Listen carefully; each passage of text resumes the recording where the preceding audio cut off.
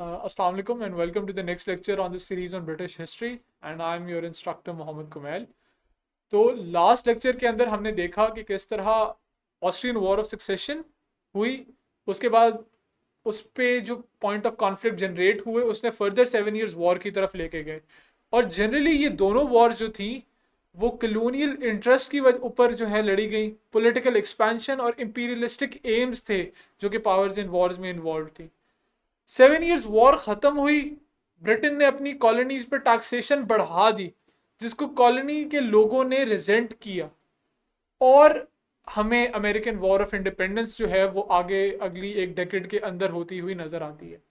अब अमेरिका, ये वो अमेरिका नहीं है जो आज हम 50 स्टेट्स की हिसाब से जिसे जानते हैं, वो अमेरिका है जो कि 13 कॉलोनीज थी जिसमें। और ब्रिटेन ने अमेरिका की कॉलोनाइजेशन जो शुरू की थी वो 1607 से शुरू की थी, और पहली कॉलोनी जो अमेरिका में थी वो वर्जीनिया थी। और 1607 में कौन रूल कर रहा था? Stuart dynasty. तो ये 13 कॉलोनीज ने एक साथ मिलकर ब्रिटेन की उस पॉलिटिकल रूल या फिर कॉलोनियल रूल को रिजेंट किया, और हम फर्दर इसके कॉजेस और इस वॉर के कॉन्सिक्वेंसेस पढ़ेंगे। लेकिन यहाँ पे ये बात बताने की ज़रूरत है कि हम ब्रिटिश हिस्ट्री पढ़ रहे हैं तो हम हर चीज़ को एनालाइज जो करेंगे वो ब्रिटेन के एस्पेक्ट से करेंगे कि either it was good for Britain और it was not good for Britain. तो पास्ट पेपर्स में ये कुछ क्वेश्चंस आए हुए हैं अमेरिकन वॉर ऑफ इंडिपेंडेंस में, जिसमें मोस्टली जो है वेरियस कॉजेज जो है वो वॉर ऑफ इंडिपेंडेंस के पूछे गए, या फिर क्रिटिकल एनालिसिस भी कभी कभी कॉजेज और results of American war of independence का पूछा गया है। और ये बड़ा इंपॉर्टेंट डायमेंशन है कि how the war affect the British colonial policy. इसमें एक लाइन ड्रॉ मैं आपसे हम करेंगे कि ओल्ड कॉलोनियल पॉलिसी, और इस पर इंशाल्लाह मैं एक लेक्चर पूरा आगे जाके हम देंगे। और new colonial policy, old colonial policy क्या थी और वो न्यू कॉलोनियल पॉलिसी क्या थी।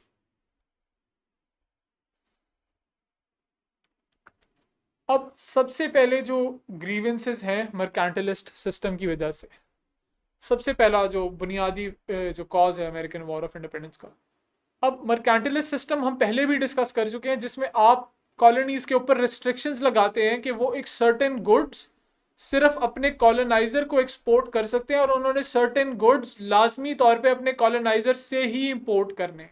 मतलब आप फ्री ट्रेड एक तरह से ख़त्म कर देते हैं और आप एक प्रोटेक्टेड मार्केट बना लेते हैं, और वो प्रोटेक्टेड मार्केट किसके इंटरेस्ट को सपोर्ट करती है? जो जिसने कॉलोनाइज किया होता है उस जगह को। तो the colonies were governed by the governors who were nominated by the British government and were not responsible to the elected assemblies. अब मसला क्या आया कि जो लोग अपॉइंट होते थे एडमिनिस्ट्रेटिव पोजीशंस के अंदर, वो ब्रिटिश क्राउन की तरफ से उन्हें अपॉइंट किया जाता था।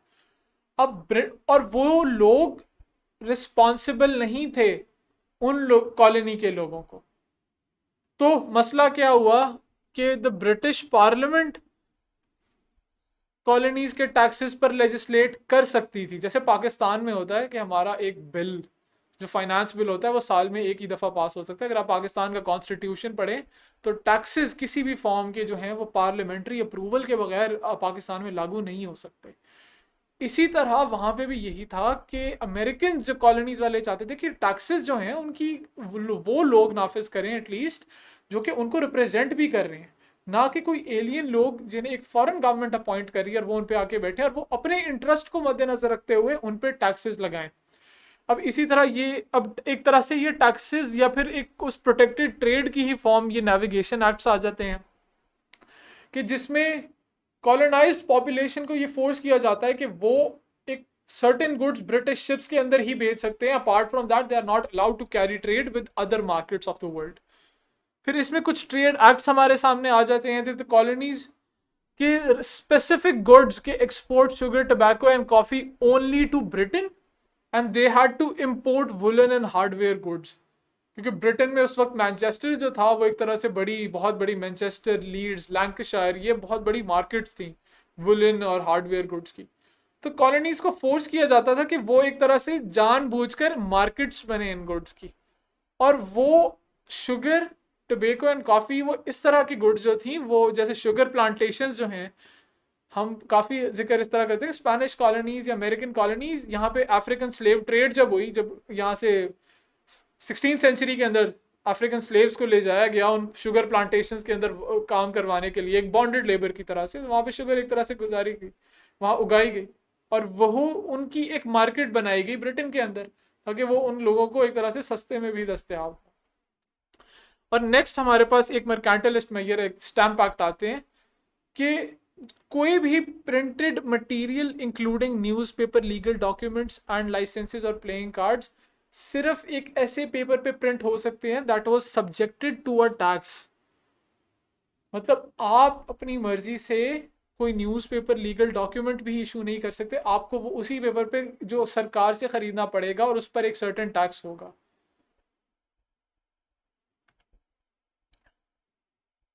सबसे पहली वजह तो हमने देखी कि मर्केंटलिस्ट सिस्टम, इकोनॉमिक स्फीयर में कौन सी ग्रीवेंसीज थी अमेरिकन पॉपुलेशन की।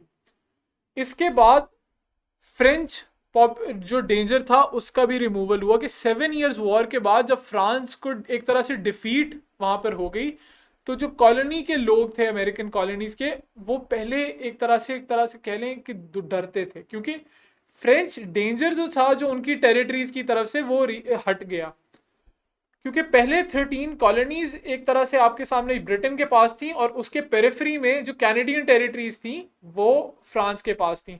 तो अगर एक पावर हटती तो फ्रांस ने नेचुरली उस जो पॉलिटिकल वैक्यूम क्रिएट होना था उसे फिल कर लेना था। लेकिन 7 इयर्स वॉर के बाद ये चीज खत्म हो गई, जिसकी वजह से लोगों ने रिजेंटमेंट शो करना शुरू की ओल्ड कॉलोनियल सिस्टम। अब ये ओल्ड कॉलोनियल सिस्टम क्या है? ओल्ड कॉलोनियल सिस्टम ये है कि लोगों को सियासी मामलात के अंदर कोई रिप्रेजेंटेशन ना दी जाए, और अपॉइंटेड लोग जो कि ब्रिटिश क्राउन की तरफ से हैं वो उनके आके फैसले करें। उनकी ना तो इंडिविजुअल राइट्स हो, ना पॉलिटिकल राइट्स हो, ना इकोनॉमिक राइट्स हो, और उनकी तकदीर का फैसला कौन करें? अपॉइंटेड लोग जो कि उन्हें आंसरेबल भी नहीं है और वो ब्रिटिश क्राउन को आंसरेबल है। तो ये एक तरह से मुख्तसर खुलासा है हमारा ओल्ड कॉलोनियल सिस्टम का। तो क्योंकि फ्रेंच डेंजर रिमूव हो गया अमेरिकन टेरिटरीज के अंदर से, आगे हम जाके मैप में भी देखते हैं, तो अमेरिकन ने ये एक तरह से आसान समझा कि ब्रिटेन, उन्हें एक सोल एनिमी को फाइट करना है ब्रिटेन की सूरत में, तो वो किया जा सकता है। और एक और वजह भी कि जब फॉरेन हेल्प जो थी इस वॉर में वो भी हासिल थी अमेरिकन को, और क्योंकि 7 इयर्स वॉर में फ्रांस एक तरह से अपनी डिफीट को एवेंज करना चाह रहा था, तो लोगों ने, जो कि फ्रेंच पॉपुलेशन थी, वो एक तरह से कुछ सोर्सेज ढूंढ रही थी कि वो उस डिफीट को एवेंज कर सके, और अमेरिकन वॉर ऑफ इंडिपेंडेंस या अमेरिकन रेवोल्यूशन ने उन्हें एक तरह से वो इम्पीटस प्रोवाइड किया, या एक प्लेटफॉर्म प्रोवाइड किया जिसमें उन्होंने आके सपोर्ट किया जो कि ट्रूप्स थे उनको। अब ये देखें, ये एक तरह से 7 इयर्स वॉर, ये देखें, जो डार्क रेड में टेरिटरी है आपके पास, ये ब्रिटेन की टेरिटरी है, दैट इज बिफोर 1763, एंड ये जो पिंक में टेरिटरी है, ये that is the territory that Britain gained after 1763। और इसमें ये देखें कितना इलाका, ये क्यूबेक जो कि आजकल कनाडा में है, और ये फ्रेंच बेसिकली एक इलाका है, और ये Montreal, Quebec, Mississippi river, Ohio river, इसके एडजेसेंट टेरिटरीज जितनी भी थी, ये ब्रिटेन ने इतना ज़्यादा इलाका गेन किया। इनमें प्रीवियसली 7 इयर्स वॉर से इस इलाके में जो फ्रेंच आपके कंसोलिडेटेड थे, अब क्योंकि यहाँ पर भी ब्रिटेन आ गया, तो जो कॉलोनी के लोग थे उन्हें पता लग गया कि अब या तो वो हैं या ब्रिटेन है। फ्रेंच पॉलिटिकल वैक्यूम अगर क्रिएट होता है तो फ्रांस उस पॉलिटिकल वैक्यूम को फिल नहीं कर सकता। एक पर्सनल रूल ऑफ जॉर्ज 3, हमने जॉर्ज फर्स्ट और जॉर्ज सेकंड के बारे में पढ़ा। जॉर्ज 3 जो रूलर था इंग्लैंड के, वो 1760 से 1820 तक रूलर थे। लेकिन जब इनिशियली ये रूल करने के लिए इंग्लैंड को आए थे तो एक बड़ा इंपॉर्टेंट था, इन्होंने एक पर्सनल रूल इस्टेब्लिश करने की कोशिश की, क्योंकि अनलाइक जो प्रीवियस दो रूलर्स थे, जॉर्ज फर्स्ट और जॉर्ज सेकंड, जॉर्ज 3 ने कोशिश की कि वो इनिशियली मोनार्की की पावर्स को एक्सर्ट करें, जो कि ट्रेडिशनली मोनार्की के पास पेट्रनेज थी, या फिर मोनार्की जो पावर्स एक्सरसाइज कर सकती थी in terms of appointment to the church, in terms of making the prime minister or the cabinet accountable to the crown, वो पावर्स को वो एक्सेसिवली एक्सरसाइज करें, जिसकी वजह से यहाँ पर हमें एक नया पीरियड शुरू ब्रिटिश हिस्ट्री में शुरू होता हुआ नजर आता है, जिसे हम पर्सनल रूल कहते हैं जॉर्ज III का। और ये 1763 से ऑलमोस्ट 1760 से ऑलमोस्ट 1783 तक चला था, जब ब्रिटेन की डिफीट हो गई थी एक तरह से अमेरिकन वॉर ऑफ इंडिपेंडेंस में। फिर next point, that is the growing sense of American identity. यहाँ पे एनलाइटनमेंट हर तरह की रेवोल्यूशन को 17th और 18th सेंचुरी की सपोर्ट कर रही थी, क्योंकि enlightenment was all about individual rights, liberty, self determination, life, liberty and property. इस तरह के लिबरल आइडियाज की तरफ थी, जो कि एक ह्यूमन एमेंसिपेशन की बात कर रहे थे। और वो किसी भी तरह की ऐसी आइडियोलॉजी जो कि ह्यूमन बींग्स के दरमियान या इंसानों के दरमियान तफरीक करे कास्ट, कलर या रेस की बुनियाद पर, वो उसको रिजेक्ट एक तरह से एनलाइटनमेंट के आइडियाज ने किया। तो सेंस ऑफ अमेरिकन आइडेंटिटी जो थी वो भी इसी टाइम में एक तरह से जो है एक तरह से बढ़ रही थी। और अब ये एक स्पेसिफिक इवेंट है, Boston massacre and the Boston tea party,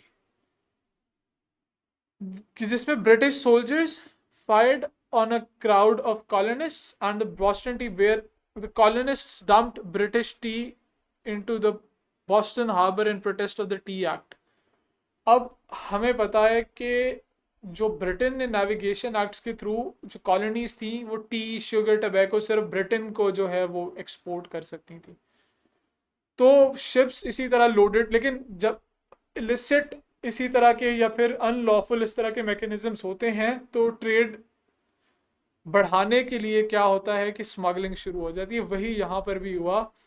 लेकिन हुआ क्या कि जो बॉस्टन टी पार्टी थी उसमें जो एक शिप सीज की गई ब्रिटिश सोल्जर्स की जानिब से जिसमें टी थी, that was being smuggled into some other territory.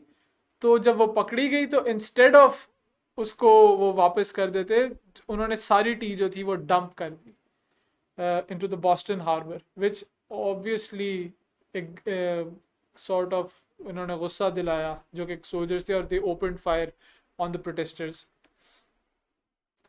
इसी तरह फिर हमें जंग शुरू होती हुई नज़र आती है, जिसमें जो 4 जुलाई 1776 को डिक्लेरेशन ऑफ इंडिपेंडेंस जो है वो जो कॉलोनाइजर्स की तरफ से दी गई, जिसमें उन्होंने 3 principles, life, liberty and pursuit of happiness. और अगर आप ये देखें काफ़ी आपको सिमिलर वर्डिंग नज़र आती है इसके खुतबा हज्जतुल वदा से भी। डिक्लेरेशन ऑफ इंडिपेंडेंस में उन्होंने अपने राइट्स को एक तरह से असर्ट किया, सेल्फ गवर्नमेंट मांगी, रिप्रेजेंटेटिव गवर्नमेंट मांगी जो कि उन्हीं लोगों के इंटरेस्ट को आगे सपोर्ट कर रही हो। उन्होंने ब्रिटेन की एक तरह से जो इजारादारी थी या फिर ब्रिटेन की जो सिस्टम था, ओल्ड कलोनियल सिस्टम, उसको रिजेंट किया। और जो प्रिविलेज का एक सिस्टम ब्रिटेन ने बनाया हुआ था जो कि उन्हीं के इकोनॉमिक इंटरेस्ट को सपोर्ट कर रहा था, उसको उन्होंने एक तरह से रिग्रेट किया और उसको रिजेंट किया। ये बुनियादी कॉजेज थे वो अमेरिकन वॉर ऑफ इंडिपेंडेंस के। और इस वॉर को ख़त्म करने के लिए ट्रीटी ऑफ वर्साइल्स साइन की गई, which is also known as the treaty of Paris. अगर आपसे पूछे कि कोई 2 इंपॉर्टेंट ट्रीटी ऑफ पेरिस के नाम बताएं, तो एक ट्रीटी ऑफ पेरिस वो है जो 7 ईयर्स वॉर के बाद हुई, और अमेरिकन वॉर ऑफ इंडिपेंडेंस के बाद भी जो ट्रीटी हुई, that is also called the treaty of Paris और द ट्रीटी ऑफ वर्साइल्स। अब ट्रीटी ऑफ वर्साइल्स में क्या हुआ कि England recognised the independence of 13 colonies जो कि यूनाइटेड स्टेट्स की कॉलोनीज थी। हम पीछे मैप में भी देख सकते हैं, इंग्लैंड ने इनका इंडिपेंडेंस जो है वो रिकग्नाइज कर लिया। इंग्लैंड ने अपनी फोर्सेस विड्रॉ कर ली यहाँ से। मिनोर्का और फ्लोरिडा, ये बड़ी इंपॉर्टेंट ट्रेड रूट्स में ये दोनों टेरिटरीज हमारे पास आ रही थी, ये वापस स्पेन को दी गई, which was an ally of the American, जिसने अमेरिका को स्पेन ने सपोर्ट किया था वॉर ऑफ इंडिपेंडेंस के अंदर। और ब्रिटेन ने इसी तरह सेवरल टेरिटरीज जो थी वो फ्रांस को वापस की। तो जो फ्रांस की एक तरह से डिफीट हुई थी 7 ईयर्स वॉर के अंदर, the French were able to successfully avenge that defeat in the American war of independence. तो ब्रिटेन का एक तरह से कलोनियल इंटरेस्ट भी यहाँ पे हर्ट हुए थे, ब्रिटेन के इकोनॉमिक इंटरेस्ट यहाँ पे हर्ट हुए थे, ब्रिटेन के कलोनियल पोजेशंस जो थे वो यहाँ पे जाके कम हुए थे। This treaty greatly undermined the colonial power and prestige of England. अब इसका इम्पैक्ट क्या था कि शिफ्ट हमने देखा अमेरिकन वॉर ऑफ इंडिपेंडेंस के बाद, जो कलोनियल पॉलिसीज थी ब्रिटेन की उसमें, और ये शिफ्ट बहुत ग्रेजुअल था, कोई इमीडिएटली नहीं आया, लेकिन ये बड़ा ग्रेजुअल शिफ्ट आया था, जिसमें से एक के adoption of new colonial policy under which the colonies were given freedom of trade and permitted to establish their own industries. तो इकोनॉमिक स्फीयर के अंदर जो है वो कॉलोनीज को थोड़ी बहुत से दी गई, लेकिन इतनी ज़्यादा नहीं, थोड़ी बहुत से दी गई, जिसमें एक हमारे सामने पिट्स इंडिया एक्ट आता है। क्योंकि ब्रिटेन में सबसे पहले जो, सॉरी ब्रिटेन नहीं, सब कॉन्टिनेंट के अंदर ईस्ट इंडिया कंपनी का जो चार्टर था वो गवर्न कर रहा था। तो पिट्स इंडिया एक्ट के बाद जो ईस्ट इंडिया कंपनी का जो चार्टर था उसमें चेंजेस की गई, और बेसिकली एक बोर्ड इस्टेब्लिश किया गया जो कि ईस्ट इंडिया कंपनी के अफेयर्स को गवर्न करेगा, और that board was representative to the British public. उसमें इंडियंस कोई शामिल नहीं थे, लेकिन सॉर्ट ऑफ कि बिल्कुल ही एक डिक्टेटरशिप ईस्ट इंडिया कंपनी से थोड़ा शिफ्ट हुआ और एक रिप्रेजेंटेशन की सिस्टम में आया। ऑल दो वो रिप्रेजेंटेटिव्स ब्रिटेन के लोगों को ही थे, उसमें कोई लोकल रिप्रेजेंटेशन शामिल नहीं थी। लेकिन हम फर्दर देखेंगे इंडिया को हटा के, जब हम आगे जाके साउथ अफ्रीका के बारे में पढ़ेंगे, वहां पे किस तरह ये न्यू कॉलोनियल पॉलिसी आया। कनाडा के अंदर हम देखेंगे, ये मैं नेक्स्ट लेक्चर इस पर एक बनाऊंगा। लेकिन अब आपने ये चीज़ करनी है कि आपने इन आइडियाज़ को, जो आपको यहाँ पे एक बेस प्रोवाइड की जा रही है, जब आप अमेरिकन वॉर ऑफ इंडिपेंडेंस के बारे में लिखेंगे, आपने वहाँ से उन आइडियाज़ को इनकॉर्पोरेट करना है इस क्वेश्चन के अंदर। हम साउथ अफ्रीका के बारे में कनाडा के बारे में पढ़ेंगे, न्यूजीलैंड न्यू कॉलोनियल पॉलिसी की स्पेसिफिक रेफरेंस से पढ़ेंगे, और ऑस्ट्रेलिया, इन टेरिटरीज के करेंगे। एक क्रिटिसिज्म अब यहाँ पे ये भी ब्रिटेन के ऊपर आता है कि ज़्यादा एंग्लो सैक्सन रेस को ही सपोर्ट करती हैं, जिसमें 3 यहाँ पे ये जाते हैं, और जो कि ईस्ट और वेस्ट के दरमियान जो एक तरह से रिफ्ट एग्जिस्ट करती है वो एंग्लो सैक्सन रेस की ही वजह से करती है। तो मतलब ये एक तरह से है, लेकिन that is not part of this question. तो ये एक तरह से इम्पैक्ट आया। अब अगला कि end of personal rule of George three, कि जॉर्ज थ्री जो कि अपने आप को असर्ट कर रहा था गवर्नेंस के अंदर, उसने वो जो है रोका उस चीज़ को, और मोनार्की की जो पोजीशन थी वो वापस एक तरह से अब पीछे चली गई, और पार्लियामेंट, प्राइम मिनिस्टर और कैबिनेट मिनिस्टर्स की जो पोजीशन थी वो फर्दर जो है वो स्ट्रेंथन हुई। क्योंकि जॉर्ज थ्री जो कि डिसीजंस उस पॉइंट पे ले रहा था, those decisions are also a particular cause of the British defeat in the American war of Independence. और इसका एक फर्दर कॉज कि the England had to face a setback in commerce, because colonial possession जब आपके सामने जाएंगे तो उस वक्त में कोई इंडस्ट्री तो एक तरह से उस तरह से एग्जिस्ट नहीं कर रही थी, तो कलोनियल जो कि एक तरह से इम्बैलेंस था कलोनियल ट्रेड में, तो ब्रिटेन उसी से फ़ायदा उठाते हुए जो है अपनी जीडीपी बढ़ा रहा था। इंग्लैंड आइसोलेशन की यहाँ पे ये बात है कि जब अमेरिकन वॉर ऑफ इंडिपेंडेंस हो रही थी तो फ्रांस और स्पेन जो है वो अमेरिकन पॉपुलेशन को सपोर्ट कर रहे थे, लेकिन ब्रिटेन जब उनके खिलाफ वहाँ पे लड़ रहा था तो कोई और यूरोपियन पावर जो थी वो ब्रिटेन को सपोर्ट करने के लिए वो नहीं है। जो फॉरेन अफेयर में जो है, फॉरेन जो एस्पेक्ट में ब्रिटेन उस पॉइंट पे बिल्कुल आइसोलेटेड था। Provided encouragement to the Irish people. अच्छा, जो स्कॉटलैंड का क्वेश्चन था वो एक्ट ऑफ यूनियन 1707 के बाद सॉल्व हो गया था, लेकिन आयरलैंड का क्वेश्चन अभी सॉल्व नहीं हुआ था। आयरलैंड का क्वेश्चन जाके 20th सेंचुरी में सॉल्व होता है। आयरलैंड पे हम एक डिटेल में आपको एक मजीद अलग लेक्चर में ही बताऊंगा कि आयरलैंड 18th 19th और 20th सेंचुरीज की तरफ किस तरह इवॉल्व करते करते आयरलैंड का इशू सॉल्व हुआ। लेकिन क्योंकि अमेरिकन पॉपुलेशन ने ब्रिटेन से अपनी एक तरह से इंडिपेंडेंस हासिल कर ली, तो जो आयरिश कैथोलिक्स थे उसको भी एक तरह से इम्पीटस मिला यहाँ पर कि वो भी अपनी जो एक तरह अपना रिबेलियन एक तरह से इंग्लैंड की सिस्टम के खिलाफ करें और अपने लिए भी एक इंडिपेंडेंस हासिल कर सकें, but that was not successful. और यहाँ पे फ्रांस का क्या इम्पैक्ट था कि फ्रांस ने जो 7 years वॉर की विक्ट्री थी उसका एक तरह से बदला ले लिया था। लेकिन ये पॉइंट बहुत इंपॉर्टेंट है, the second point which will also be the foundation of our next lecture, कि फ्रांस के अंदर बड़ी पॉलिटिकल और सोशियो इकोनॉमिक इनइक्वालिटीज थी। तो अमेरिकन वॉर ऑफ इंडिपेंडेंस की वजह से जो सोल्जर्स वहां पे जाके लड़े थे, they were attracted by the ideas of life, liberty and pursuit of happiness. तो 1789 का जो फ्रेंच रेवोल्यूशन है उसमें जो सोल्जर्स थे वो इन आइडिया से बहुत ज़्यादा अट्रैक्टेड थे कि रेस, कलर या फिर किसी और बुनियाद पे लोगों ने कॉलोनाइजर्स को एक ओप्रेसिव सिस्टम को ऑफ गवर्नमेंट को उठा फेंका और सेल्फ गवर्नमेंट, लोगों की गवर्नमेंट जो थी वो इस्टेब्लिश की अपने स्फेयर के अंदर। तो फ्रेंच रेवोल्यूशन जो है वो एक अमेरिकन वॉर ऑफ इंडिपेंडेंस का बड़ा रोल है फ्रेंच रेवोल्यूशन के अंदर भी।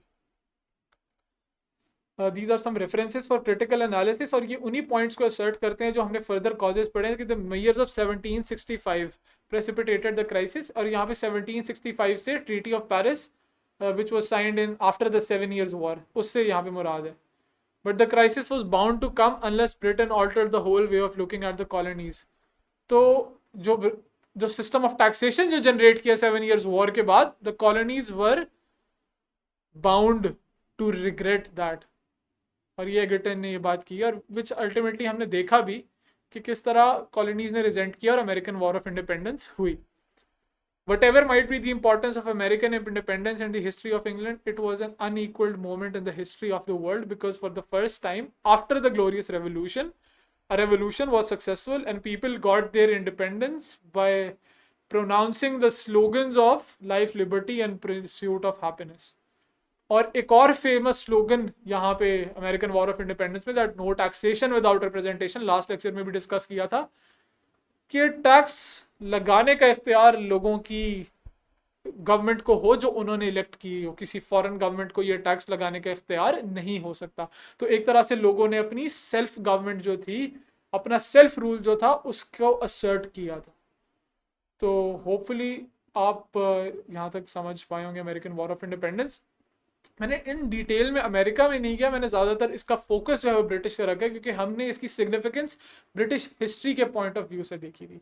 और मैंने आपको दो बातें इसमें ये बताई हैं कि यहाँ पे कुछ पॉइंट्स जो हैं आप ओवरऑल आप जनरली पढ़ रहे हैं, जैसे मैंने सप्रेशन ऑफ आयरिश रिवोल्ट या फिर ओल्ड और न्यू कॉलोनियल पॉलिसी का डिफरेंस बताया।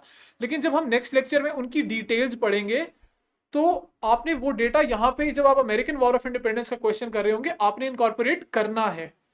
मैं वही बात दोबारा रिपीट करूंगा कि हिस्ट्री के क्वेश्चन में आपने कुछ क्वेश्चन में आपने पहले उस इवेंट के 25 साल और अगले 25 साल का जिक्र करना होता है, कुछ में आपने उसके 100 साल बाद भी उस सिचुएशन में क्या चेंजेस आ रही हैं वो भी आपने जो है वो डिस्कस करनी होती हैं। और ये वही चीज़ें हैं जो आपका बेसिकली क्वेश्चन जिनकी वजह से आपका एक तरह से डिस्टिंग्विश होगा। तो उम्मीद है यहाँ तक आपको समझ चीज़ें आ रही होंगी और होपफुली आप चीज़ों को साथ साथ एक ऑर्डर के अंदर समझ रहे होंगे। तो अंटिल नेक्स्ट लेक्चर, अल्लाह हाफिज़।